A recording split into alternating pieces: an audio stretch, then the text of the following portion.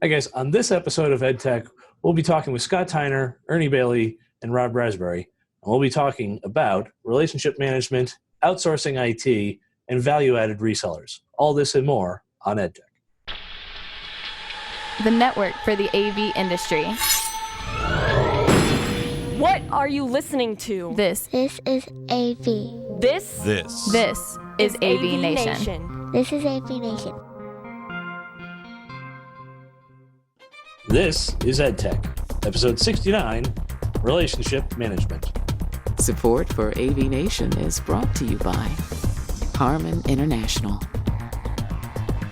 This is EdTech, the monthly higher ed tech podcast. I'm your host, Bill O'Donnell.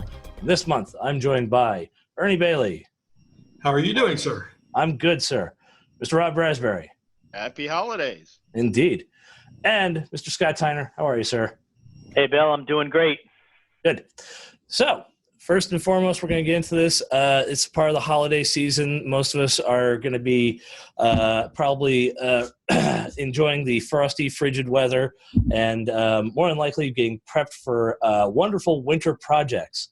So I'll actually figure out do a quick round robin with everyone as to it's always kind of fun to hear the war stories on this one. I get to go into the belly of the beast, and we're going to be working on our art department building, which is going to be real fun because it's open ceiling. And from an integration point of view, if you've ever done those, it's concrete ceiling, pole mounting, and oh yeah, Rob's already nodding his head. Yeah, lots of crisscrossed Kindorf, also known as Unistrut for everyone else. I envy you not. Yeah, well, it is what it is. Yeah, but cable paths are simple. Yeah, they are. All black cable, right? Yeah. In this case, thank goodness, there's already been conduit run, so that's already set and done. Now it's just a matter of remounting Unistrut and then push. So as I say, Mr. Tyner, we'll start off with you first. Where are some of your holiday install plans, or are you actually keeping it light? So we are actually very fortunate in that the college closes down completely from a couple days before the Christmas until a couple days after New Year's, and we close down as well. We don't come into work. We are trying out a new thing this year where we are building our racks completely in our shop, testing them out in our shop, and literally in an afternoon when the classes are done, we roll the rack in. Everything's already Cat 5, so we just plug stuff in, test it out, and we're done. So it's an experiment we're doing for the first time this year, and hopefully getting us away from that. We got 1 week, we need to work 14 hours a day for the whole week. So we'll see how it goes. Well, cool. The big question I would have for you, and this is always the pick your cable flavor here and everything. Are you guys doing AV still doing HD base T, or God help me if you guys are still, or if you guys are doing the Extron mini twisted pairs? Yeah, I was going to joke around and say no. We're still pulling the 5 cable BNCs. Oh no! We moved to Cat 5. We're not doing any AV over IP. It's all Cat 5. So a lot of it is the Crestron DM stuff or HD base T to our projectors. All right. Very good. Mr. Bailey, how about yourself? Well, to start out with where you just finished with Scott, we're kind of doing a hybrid of the AV over IP and HD base T, once again with the Crestron stuff. We're kind of moving from one to the other as we can. But our big projects over this winter break are replacing several lecture hall projectors with lasers. 2 of the lecture halls are rear projection spaces. We are, with the new lenses that we can get in the size of our space, we're disassembling the mirrors. So we're going to be doing direct rear projection. See how bad our hotspot ends up being. I think it's going to be okay.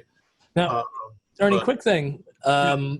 with the lenses and the mirrors, just out of curiosity, this is just my own morbid one. How many mirrors did you guys have for the rear projection space? I only have 2 rear projection spaces right now. They're each single mirror. Oh, all right. Well, that's not too bad. They were custom designed for the space. Worked with RP Visuals out of California, Randy Pagnon, and they took real good care of us. We've changed projectors once in those rooms, and they just replaced the saddle that the projector fits in, as they call it, and that was an experience changing that out. I was going to say, we had an integrator do it. The first one took a day and a half.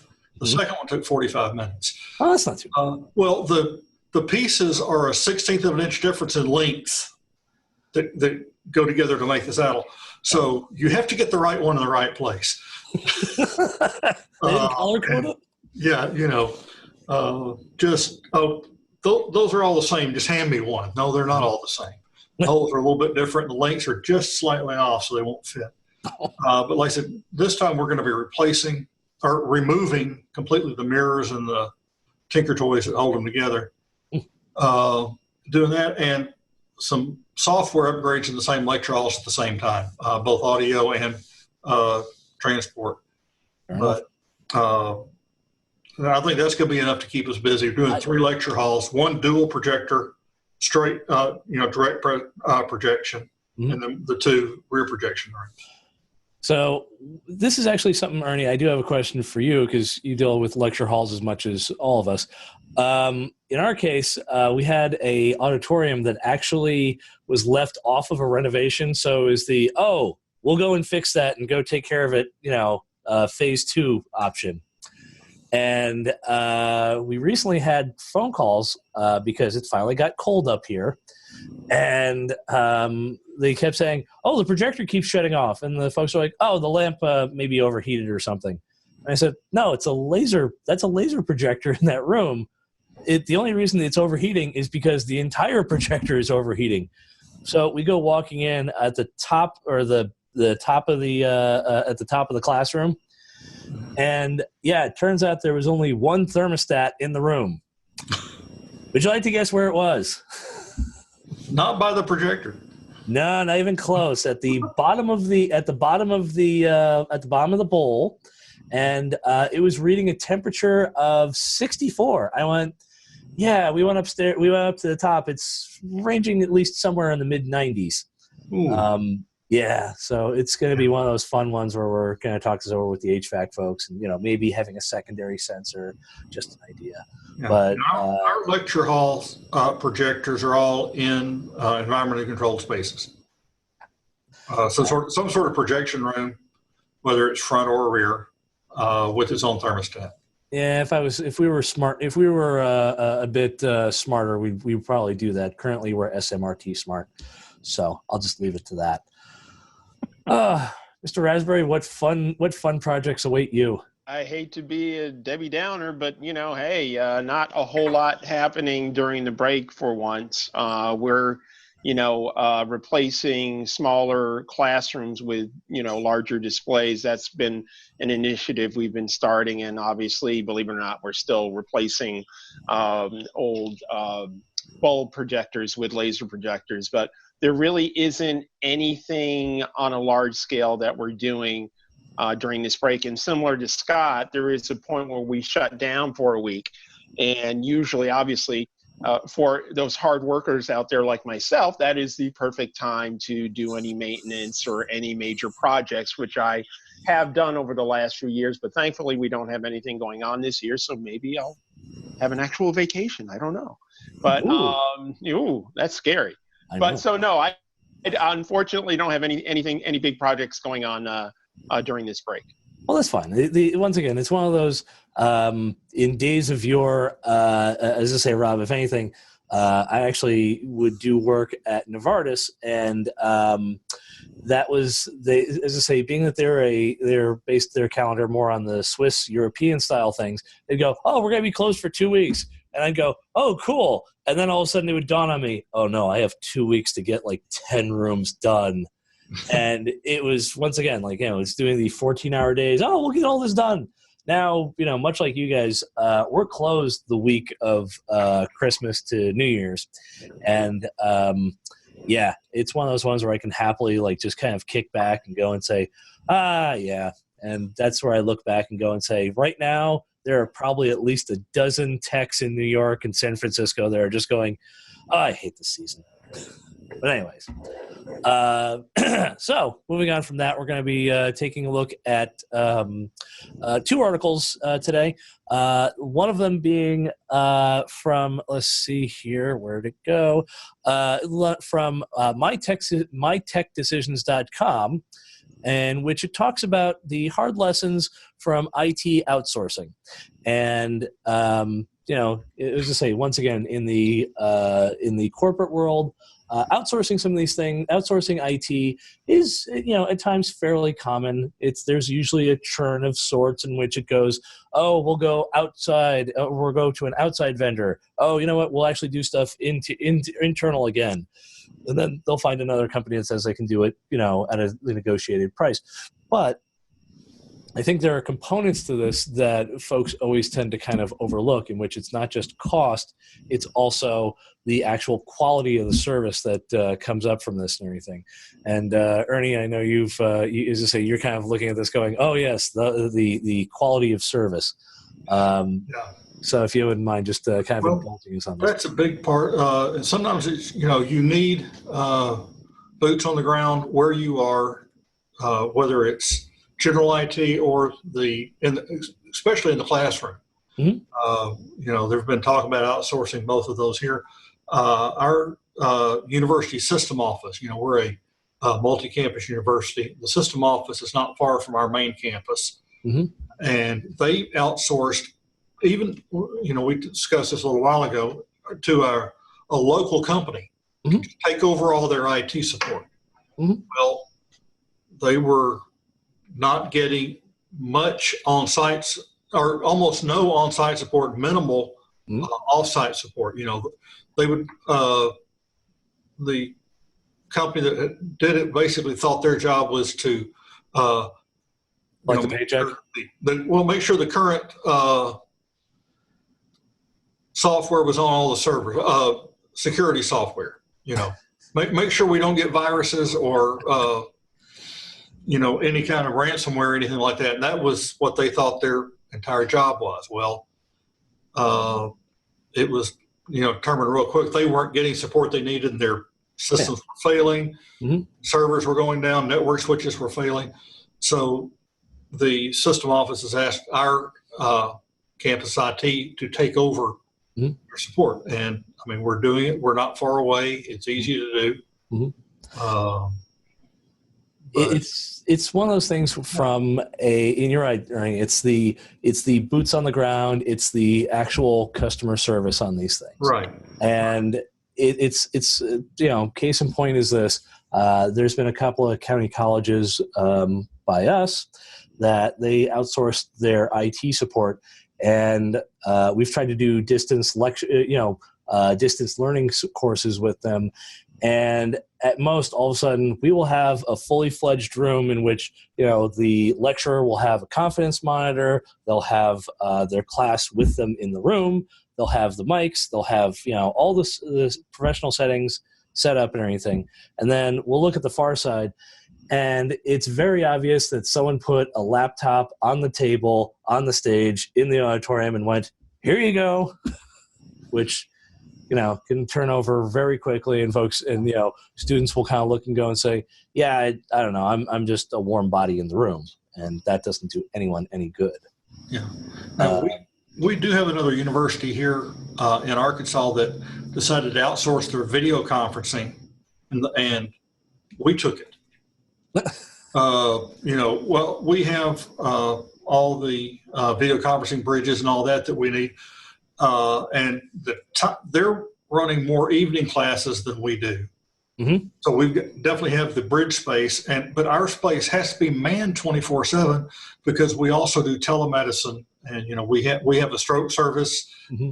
And a high-risk pregnancy service that our video conferencing handles the tech for. So they've got people on site watching the bridges and all that, waiting for something to come up. So it was not a bad deal. You know, we have a little bit of income from this other university coming in our video conferencing group because they had time available. The other group didn't really have the in-house expertise to run the distance education program.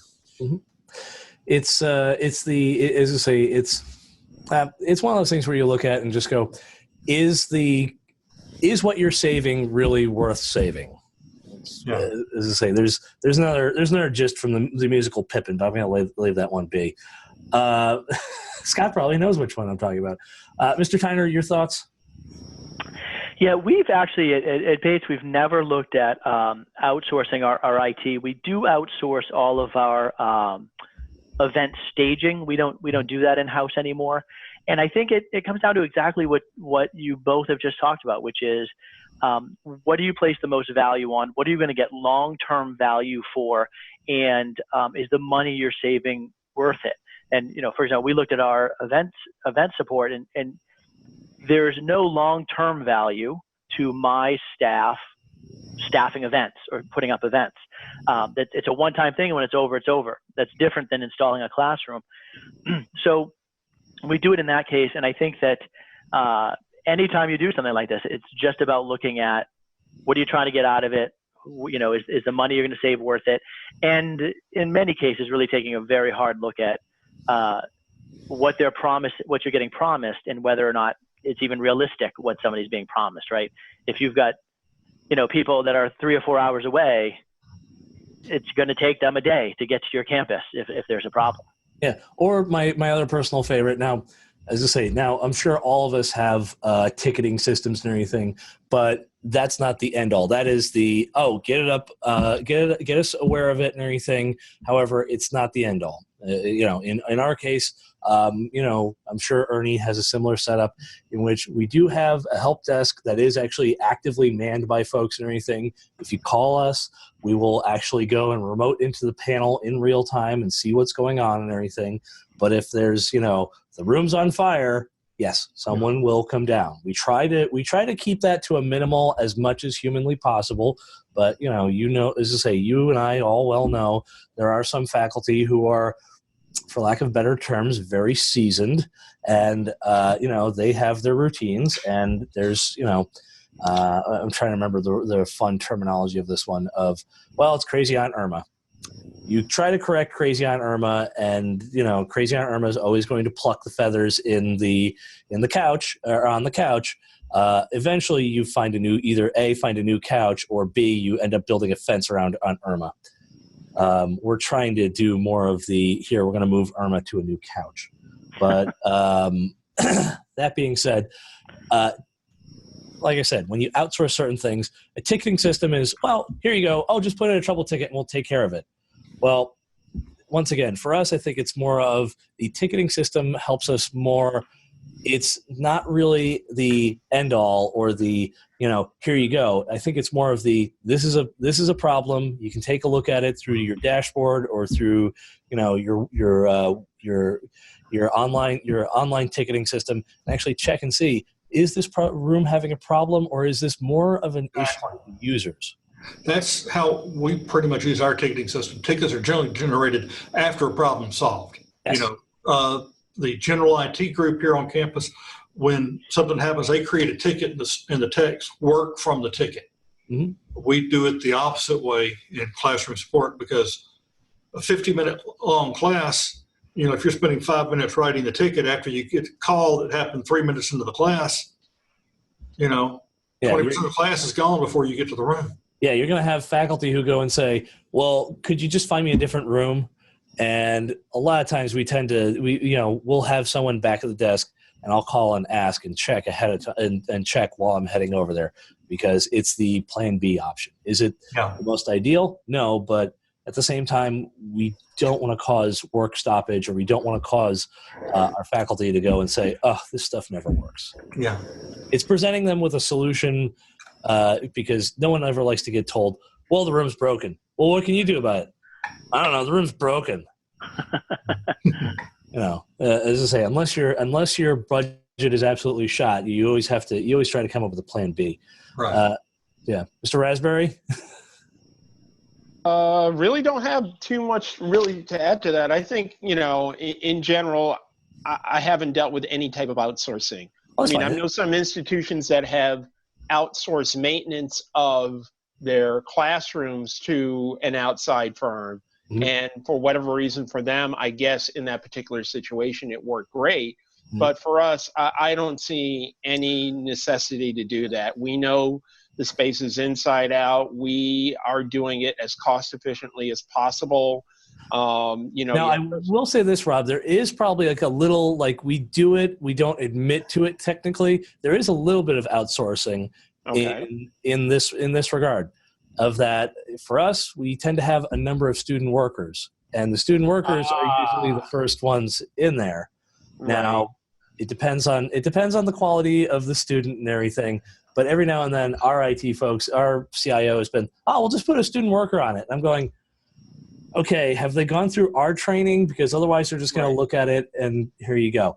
Well, I mean, but there is some value to that, because if you have enough troubleshooting issues in enough classrooms, Mhm. and you send a student worker out who can at least take a look and say, oh, the projector's flickering or something like that, and there's a way that, they can handle very low end issues, that's actually a good thing. Is that really outsourcing? Because like with us, we have a number of student workers, and typically they go on to be part-timers and become full-timers. So in a way, it's sort of a farm system rather than outsourcing, I would say. So Fair enough. I get what I guess when we say outsourcing, I guess we mean a true outside organization. It's just a labor and duty outsourcing maybe. Right. Here, you take care of this. Why? Because I'm older and I'm older and I have more seniority than you. Go. Now, the last little bit here, and this will be the last article, comes to us from Rave Pubs. It's through our own Mr. Scott Tyner of Integrators or VARs, also known as value-added resellers. Now, Mr. Tyner, would you like to break this down for, would you like to dumb it down for your host for a minute on this one? Yeah, sure. I'm actually on a bit of a rant about these things lately. So, as I say in this article, my role over the years has gotten much more into IT, and we've been meeting with some VARs lately who want to sell us equipment, but they want to add some value to it. And so I said in there, for example, they'll ship us computers that are already imaged that have a spreadsheet of all the serial numbers and MAC addresses that we need, et cetera. We can just import it. And it's, some minimal amount per machine to do that. That provides real value to us. It's stuff that we don't have to do and we won't make mistakes on. And I kind of compare that to, I don't see that, and I'd be curious to know if any of you do, I don't see that kind of value added from in the AV industry. What I typically see is an integrator's kind of like, if you're going to buy our stuff, you're also buying our services, and you're going to pay whatever we tell you to pay for those services. And as I see what some of these value-added resellers on the IT side are doing, I wonder if they're going to start moving into the AV world and starting to do some of this stuff for the AV world. Give us your programming for X certain system and X certain touch panel, and you'll get it shipped right to you, programming loaded. Your serial numbers are already, or any other just small value that they can add, because so many of us are doing our own installs now. It's kind of this idea of where can you find a place to do business, and the kick that I'm on right now is going back to this AV as a service thing, where what I keep hearing is people talking about how companies need to do this, and it's the only way they're going to survive. And I keep saying, yeah, but what's in it for me? And so here, there's something in it for me. Yes. Now, I will say this, like this is just a thing that we've done when it comes to, when we do a large-scale renovation, say like 15 or 20 rooms or something like that. It's one of those ones where you look and you go and say, yeah, okay, we're going to obviously contract this out. However, in our case, we almost actually force the value added. Okay, it's not really value added then if we force it into the contract, because we specifically tell them, you have to, before the stuff arrives on site, you have to give us the MAC addresses and serial numbers of all the devices, You have to give it to us on an Excel sheet. For us, it's because we're going to take those serial numbers and we're going to say, put them into the Crestron A+ rewards point system and everything. And for the MAC addresses, that's easy enough because for us, that's here, network admin guys, here's the following MAC addresses. We already have the jack numbers laid out and everything. Here it is. That way, in case it plugs in anywhere else, the active network jacks will go and say, oh, I have to put it on this VLAN instead. Okay, here you go. Bink. Yeah, and those things to most people, if anybody's listening to this who's in higher ed and AV, what we heard you just say is an extreme value add. Like, I can't tell you how many times we finished the room and been like, oh God, we don't have serial numbers. And you gotta, or you get all of the equipment and you want to do the install tomorrow, but now you got to collect all the MAC addresses. You got to get them all on the network. If you get this a week in advance and that stuff arrives and you can just start working, that's a huge boost. Yeah, it's the time saver, and like I said, for us to have to put it in the contract, surprisingly enough, the integrators, the past integrator we've used for the last 2 projects, we've gotten along pretty well with them about stuff, and we put it in the contract once, and then went okay, and then the second time, I forgot to put it in, but they did it anyway because they wanted to push very hard to have like repeat business with us. Yep. And I think it's going to be one of those things of start putting it in the contracts kind of thing. For us, like I said, I've been trying to shift us over from being the lowest contract bidder to the lowest qualified bidder. You're right, Scott. It's in the realm of, I think it's as we start to raise our requirements, kind of raise our game or what we expect to be handled. I think to a certain degree, the integrators will kind of raise their stuff and start doing value added because it's no longer like, if we're going to go straight to the box sales, I know a couple of companies that will just straight out decimate the local mom and pops. And we're not even talking like AVI, SPL or anything like that. We're talking, international corps that just all they do are box sales. Yeah. And, we like to work with local integrators when we can, even when we're doing our own installs. They do a little bit of value add, to similar to what you get. We get the serial numbers, we get all their order information, so we can plug it into the A+ program at Crestron, and they know we're doing that. And they also work with us on warranties, so we can say, look, we're ordering all this stuff in May, but it's not going to be installed until November. If we promise to keep it in the box, can you work with the manufacturer to start the warranty on November 15th or whatever? And they'll do that. And they also give us a path back for warranty stuff. And that's worth a whole lot to me. I don't have to deal with all that. I don't have to ship things back directly to the manufacturer. I can take it to the integrator. They'll get it back. And they charge a little bit more than these international box companies, but they're local. If I have a problem with it, I can get it taken care of. It's a lot of times it's something they also have in stock for their installs when they're integrating. So if we have one fail, I can get an immediate replacement while I'm waiting for the official advanced replacement to get in from the manufacturer. So those are a lot of times little things to the integrator, but they mean a whole lot to us. And we're willing to pay a little bit of a premium, to get that. And then when we do have something that's come across that's high priority, needs to be done right now, and I don't have the manpower to do it in someone's time frame, that's the integrator I'm going to point that department to, because they've worked with us on the box sales side. It's the relationship management. Right. The roles of relationship management. Right. And I've got 3 or 4 integrators in the area that are more than willing to work with me. Some of the others include their installation price when they're selling it as a box. They don't give very many bids. Yeah. So, all right, gentlemen, that's about all the time we have for this. Once again, Mr. Ernie Bailey, where can folks find you at? You can find me on LinkedIn. All right. Mr. Tyner? I'm pushing Twitter hard now, so find me at @STyner on Twitter. Fair enough. Mr. Raspberry? I am on LinkedIn. Also go to drexel.edu and just Put in my name, Rob Raspberry. You can't miss me. Fair enough. I'm Bill O'Donnell. You can find me on Twitter as well as LinkedIn. And once again, this has been EdTech and AVNation monthly podcast. Once again, this is EdTech.